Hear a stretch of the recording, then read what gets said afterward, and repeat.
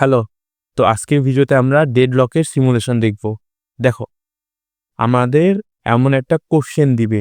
কোশ্চেনটা কি? Suppose there are 3 processes A, B, C and 3 resources R, S and T. The following sequence of events occurs. দেখো, 1 process A request resource R, তাহলে process B request resource S, process C হচ্ছে request resource T।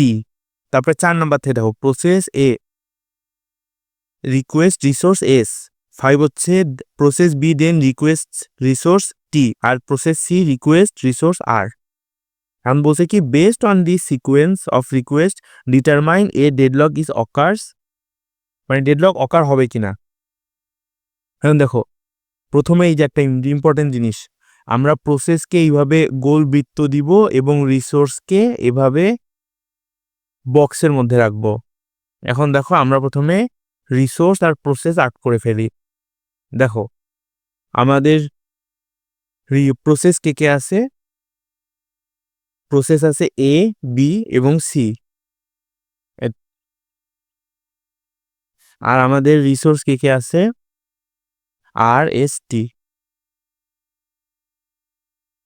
দেখো, resource আছে হচ্ছে আর, S and টি। এখন দেখো, এই প্রথমটা দেখো, এ রিকোয়েস্ট রিসোর্স আর, মানে এ কি করতেছে? আর এর জন্য রিকোয়েস্ট করতেছে। তো তীর চিহ্নটা কেমন হবে? আর থেকে এর দিকে তীর চিহ্ন হবে। দেখো, যখন A request to R, A process যখন আর রিসোর্সের জন্য রিকোয়েস্ট করবে, এ প্রসেস কি করতেছে? আর এই এ প্রসেস আর রিসোর্স, এ প্রসেসটা আর রিসোর্সের জন্য রিকোয়েস্ট করতেছে। তো এটা হবে উল্টা তীর, এভাবে আর টু এ, এটা মনে রাখো।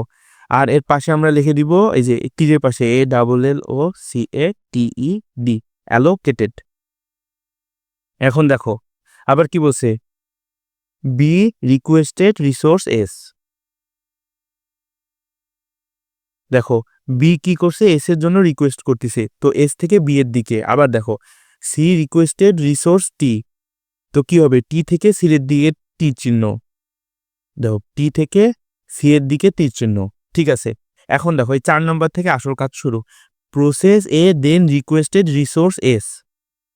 এখন দেখো, রিসোর্স এ অলরেডি বি রিকোয়েস্ট করে রাখছে, মানে রিসোর্স এটা অলরেডি এস এর কাছে যাচ্ছে, এস এর কাছে গেছে।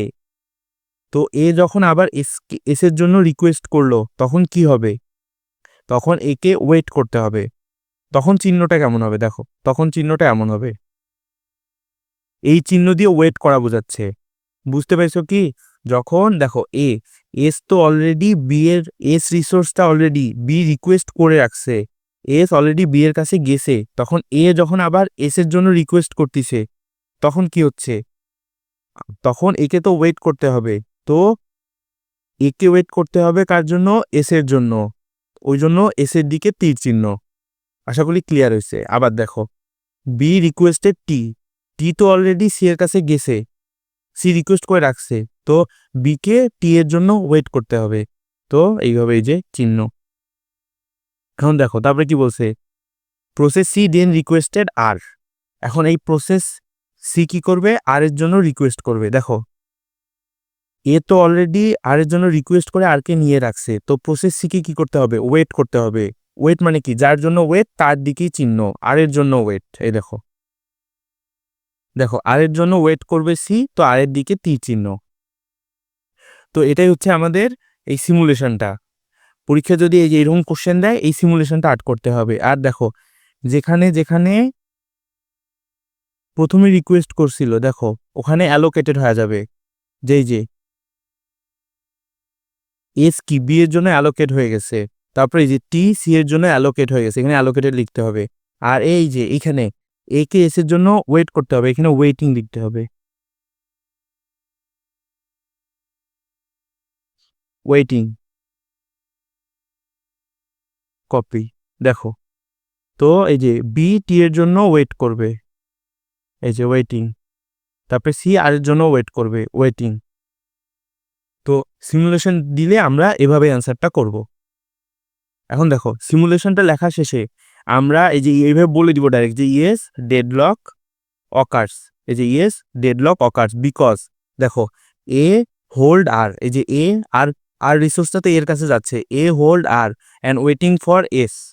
আবার দেখো বি হোল্ড এস, এই যে বি হোল্ড এস আর ওয়েটিং ফর টি।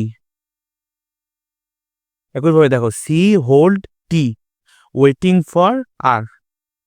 তো this creates a circular wait. এই দেখো এইখানে ওয়েট করতেছে, আবার এইখানে ওয়েট করতেছে, আবার এইখানে ওয়েট করতেছে। তো নোন প্রসেস ক্যান প্রসিড। তো এটা হচ্ছে একটা ডেডলক। তো আমরা এই কোশ্চেনটা বুঝতে পারছি। এখন দেখো এই যে এই কোশ্চেনটায় 7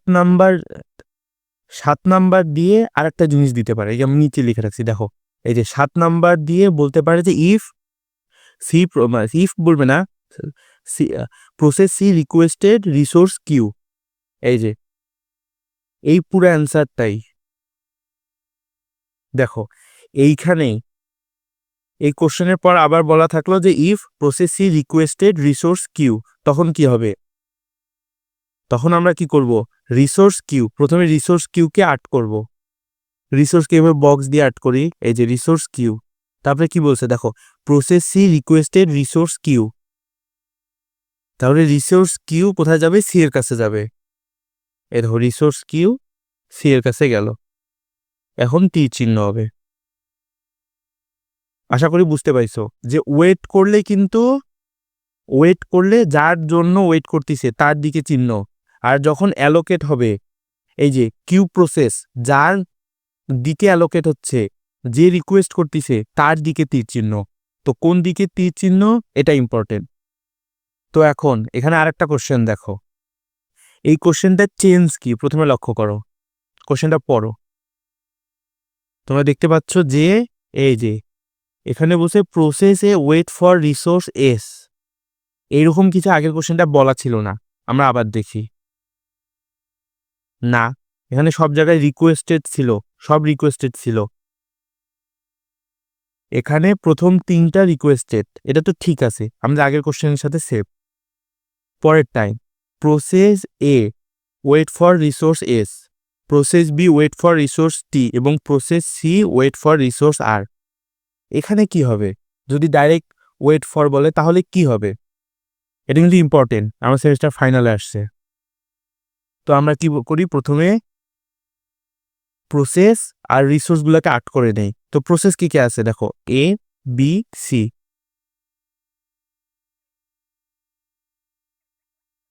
আর রিসোর্স কে কে আছে, আর এস টি। এখন দেখো, আমরা আর এস টির নাম লিখে নিই, যে আর এস টি। তো প্রথম পার্টটা তো আমরা জানি, প্রসেস এ রিকোয়েস্টেড রিসোর্স আর। তো এ কি করছে, আর এর জন্য রিকোয়েস্ট করছে, তাহলে কি হবে, আর থেকে এর দিকে তীর চিহ্ন যাবে। ঠিক আছে, এইটুকু আমরা জানি। আবার বি রিকোয়েস্টেড রিসোর্স এস, তো বি থেকে এস থেকে বি এর দিকে যাবে। একইভাবে সি রিকোয়েস্টেড রিসোর্স টি, সি থেকে টি এর দিকে যাবে। এই পর্যন্ত আমাদের সব হিসাব ঠিক আছে। এখন এখানে আসলে সমস্যা, এখানে বলছে এ ওয়েট ফর রিসোর্স এস, আগের কোশ্চেনে এমন ছিল না। এখন দেখো যদি বলে যে এ এস এর জন্য ওয়েট করবে, তাহলে ডাইরেক্ট এ থেকে এস এর দিকে তীর চিহ্ন দিয়ে দিব। এটা কিন্তু মোস্ট ইম্পর্টেন্ট। যদি বলে যে এ এস এর জন্য ওয়েট করবে, এ থেকে এস এর দিকে ডাইরেক্ট তীর চিহ্ন দিয়ে দিব। তারপরটা কি বলছে, B wait for T, direct তীর চিহ্ন। তারপরে কি বলছে, সি ওয়েট ফর আর। এই যে প্রথমে সি কে বাইরে নিয়ে আসি, C wait for R, C R এর জন্য ওয়েট করবে, তাই এখানে আর এর দিকে তীর চিহ্ন দিয়ে দিব। তারপরে বলছিলাম, আমি একটু বলছিলাম যে এখানে আমরা লিখি অ্যালোকেটেড, এই অ্যালোকেটেড এখানে লিখবো, এই যে এখানে লিখবো, এখানেও লিখবো, আর এই যে এখানে কি লিখবো, ওয়েটিং, ওয়েটিং বা ওয়েট একটা লিখলেই হবে।